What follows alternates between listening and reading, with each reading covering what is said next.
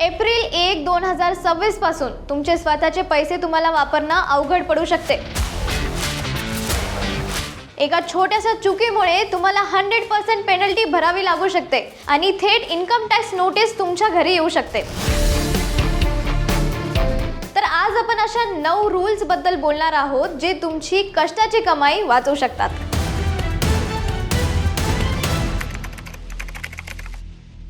नमस्कार मित्रांनो, मी आहे निकिता दादासाहेब तुपे आणि तुमचं बॉसवाला मराठी चॅनलमध्ये खूप खूप स्वागत आहे।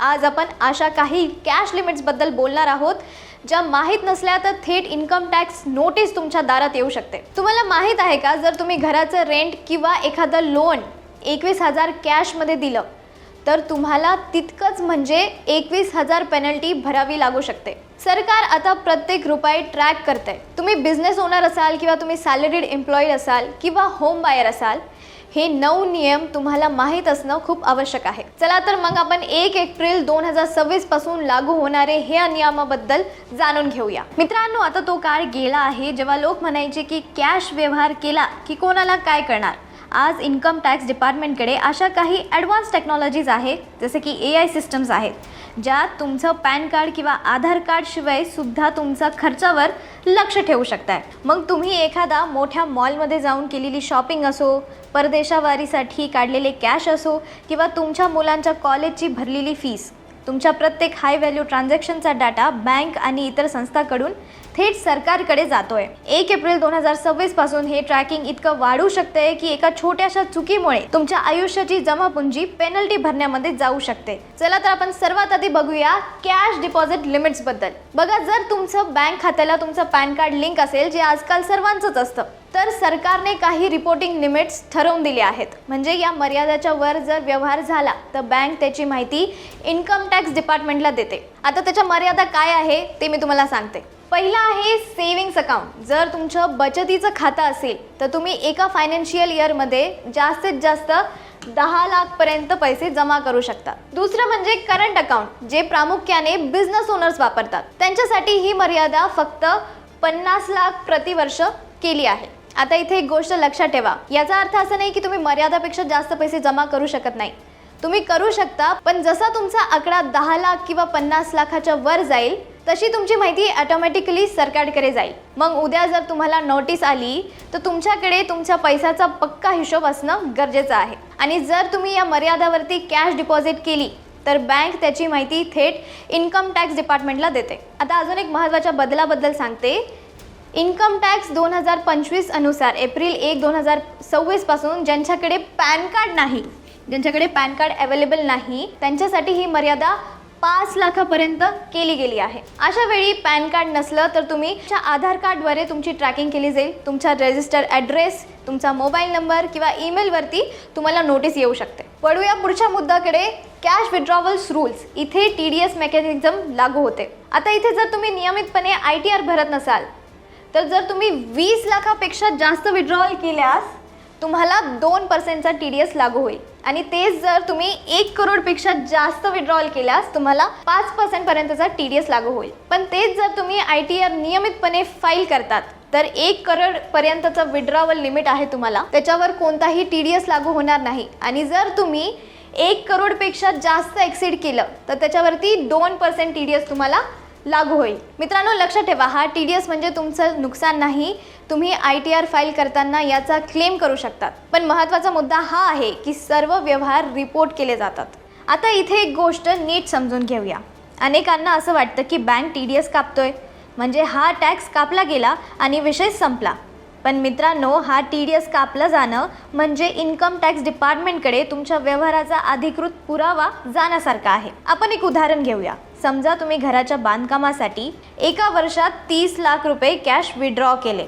बँकेने त्यावर तुमचा 2% TDS कापला। आता सरकारला प्रश्न पडणार की जर तुमच्याकडे 30 लाख रुपये कॅश काढण्याइतका पैसा आहे तर तुम्ही तुमचा इन्कम टॅक्स रिटर्न म्हणजे ITR का भरला नाही, किंवा जर भरला असेल तर तुमच्या उत्पन्नाच्या तुलनेत हे व्यवहार योग्य आहेत का।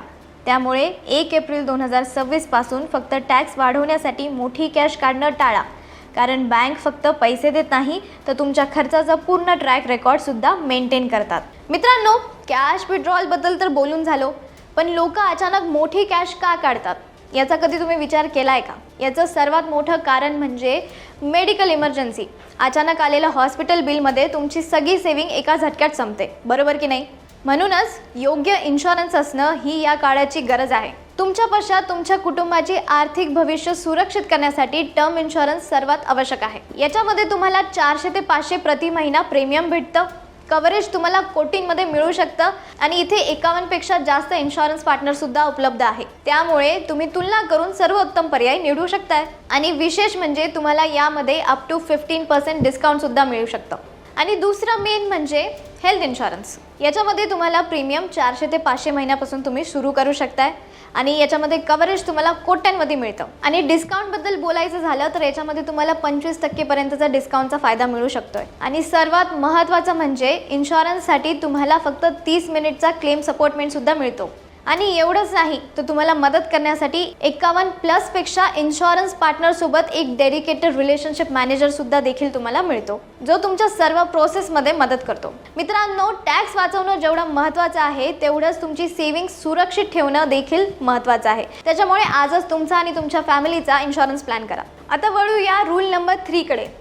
2 लाख कॅश ट्रान्झॅक्शन लिमिटवरती. तुम्ही कोणत्याही व्यक्तीकडून एका दिवसाला एका ट्रान्झॅक्शनसाठी किंवा एका इव्हेंटसाठी 2 लाखपेक्षा जास्त कॅश घेऊ शकत नाही. समजा तुम्ही कोणतीही बाईक, ज्वेलरी किंवा कोणतेही असेट 2 लाखापेक्षा जास्त मध्ये घेतली तर ते बेकायदेशीर आहे. याची तुम्हाला 100% पेनल्टी लागू शकते. आता वळूया रूल नंबर 4 कडे, लोन रिपेमेंटमेंटकडे. जर तुम्हाला कोणाचं लोन किंवा डिपॉझिट परत करायचं असेल आणि त्याचे लिमिट 20,000 पेक्षा जास्त असेल तर तुम्ही ते कॅशमध्ये देऊ नका. मग तो तुमचा मित्र असो, तुमचा नातेवाईक असो. हे व्यवहार फक्त UPI, बँक ट्रान्सफर किंवा चेकद्वारे मध्येच करा आणि याची penalty equal to loan amount आहे. आता हे उदाहरण घेऊया. लग्न समारंभात होणारा खर्च हा अनेकदा वादाचा विषय ठरतो.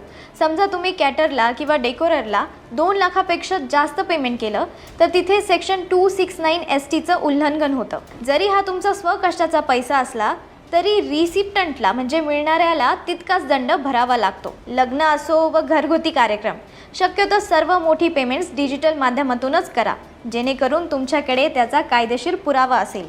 वळूया पुढच्या रूलकडे, बिझनेस एक्सपेन्स लिमिटकडे. जर एखादा बिझनेस एक्सपेन्स 10,000 पेक्षा जास्त असेल तर तो टॅक्स डिडक्शनसाठी क्लेम सपोर्ट ठरत नाही, म्हणजे तो तुमच्या टॅक्सेबल इन्कममधून वजा होणार नाही. तर मित्रांनो, थोडक्यात सांगायचं तर सरकार आता लेस कॅश इकॉनॉमीकडे वेगाने वळते आणि एप्रिल 1, 2026 पासून हे नियम आणखीन कडक होताना आपल्याला देखील दिसू शकते. आणि जर तुम्हाला income tax notice, heavy penalties आणि अनावश्यक टॅक्स सिक्युरिटीपासून वाचायचं असेल तर या काही महत्त्वाच्या नियमाबद्दल तुम्ही नेहमी लक्षात ठेवा. यामध्ये 10 लाखाचा डिपॉझिट रिपोर्टिंग रूल, 20 लाखावरील विड्रॉवल TDS रूल आणि 2 लाखाची कॅश ट्रान्झॅक्शन लिमिट आणि 20,000चा लोन रिपेमेंटमेंट रूल आणि 10,000चा बिझनेस एक्सपेन्स रूल याचा समावेश होतो.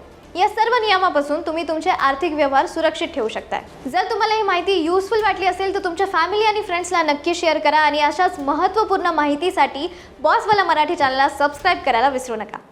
ब्रँड पार्टनरशिप आणि ॲडव्हर्टाइजमेंट इन्क्वायरीसाठी ईमेल करा brand@bosswala.com. व्हॉट्सअप करा 9108014192. बॉसवाला, बी द बॉस.